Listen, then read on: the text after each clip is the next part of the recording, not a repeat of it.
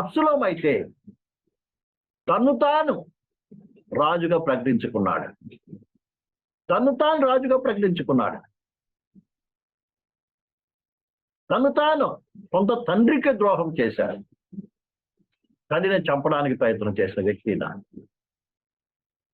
ఆయన పక్షమున ఏం చేశాడు? ఆయన పక్షం ఏం చేశాడు? జాయిన్ అయినట్టుగా చూస్తున్నాం.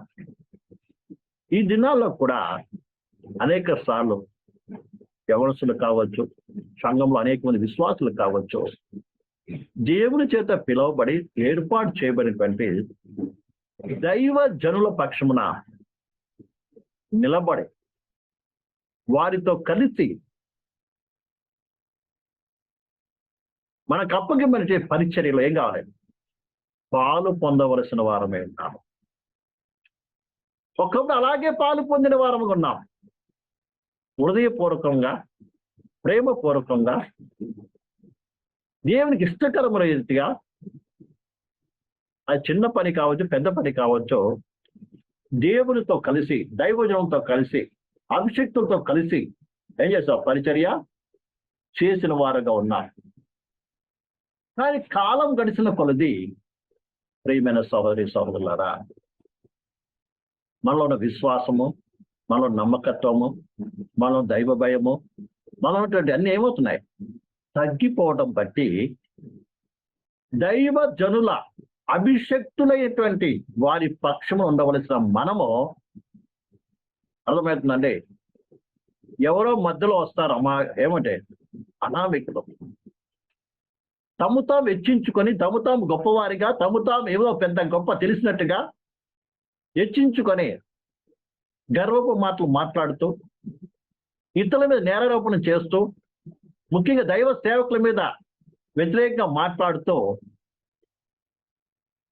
వారిని కించపరిచే పరిస్థితిలో మాట్లాడుతున్న వారి పక్షం ఏం చేస్తాం?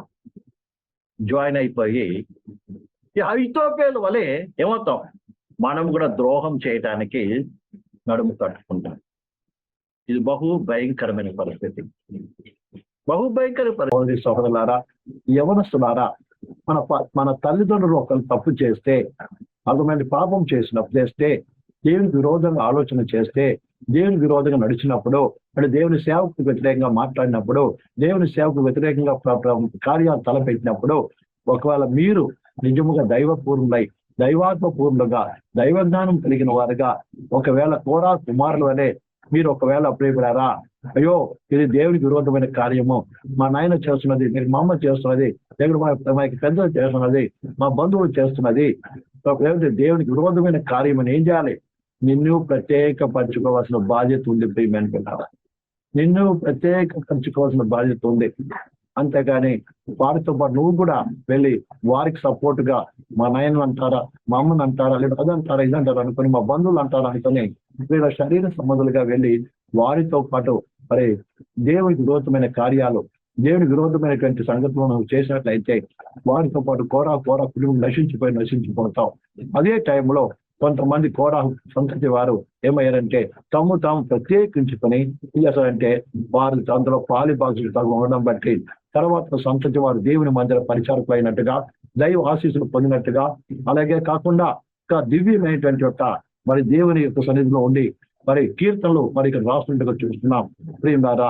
కాబట్టి ఈ రీతిగా మనము ప్రత్యేకించుకోవాలి ప్రియమైన. అంతేగాని నా బంధువులు, మా అమ్మ, మా నాయన, మా కులస్తులు, మద్దతులు, మాతో కుటుంబం వారు, కాబట్టి వారి పక్షం ఉంటాను. వారు తప్పు చేసిన వారితో ఏకీపిస్తాను, వారి అబద్ధాలైనా ఏకీపిస్తాను, మోసం చేసిన ఏకీపిస్తాను, సారీలు చెప్పినా ఏకీపిస్తాను, అలాగే ఏంటంటే మరి అలాగే దేవునికి విరోధంగా మాట్లాడిన ఏకీపిస్తాను, అలాగే మరి దేవుని చిత్తానికి వ్యతిరేకంగా నడిచినా నేను ఏకీపిస్తాను.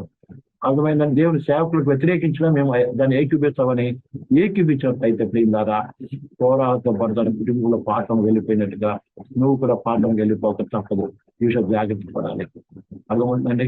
కోరా కుమారు కొంతమంది అందులో సమయ తెలుసా తమ్ముతాం ఏం చేశారు? తన తండ్రి అయిన కోరాహు ఇంతో ఆలోచనలో, తలంపులో, తిరుగుబాటులో ఆ గుంపులో ఉండకుండా నమ్ముతాం ప్రత్యేకించుకున్నారు. కాబట్టి వారు దేవుని కోపానికి, దేవుని ఉగ్రతకి ఏం కాలేదు, ఏ మాత్రం కూడా ఏం కాలేదు, నశించుకోలేదు. నశించిపోలేదు. ఈ విషయాన్ని మీరు బాగా అర్థం చేసుకోవాలి.